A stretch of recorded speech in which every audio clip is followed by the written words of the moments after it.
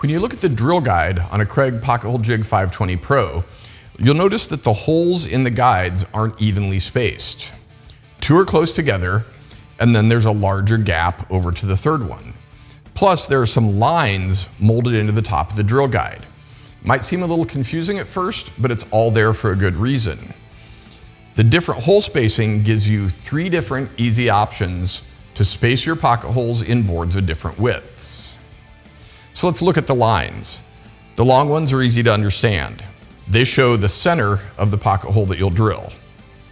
The smaller lines with the dots will actually show the center point on those boards of different widths. And let's look at how it works. For boards 1 1/4 to 1 3/4 inches wide, you'll use the 2 closely spaced pocket holes on the right. If you want the holes perfectly centered on the width of the board, you can use the center line mark.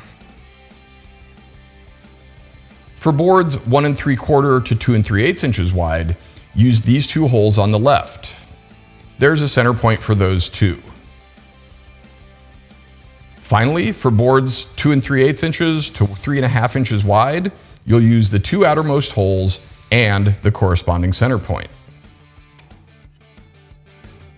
So that makes it really easy. With the different guide spacing, you can drill those holes at the proper spacing for a really strong joint in boards of different widths.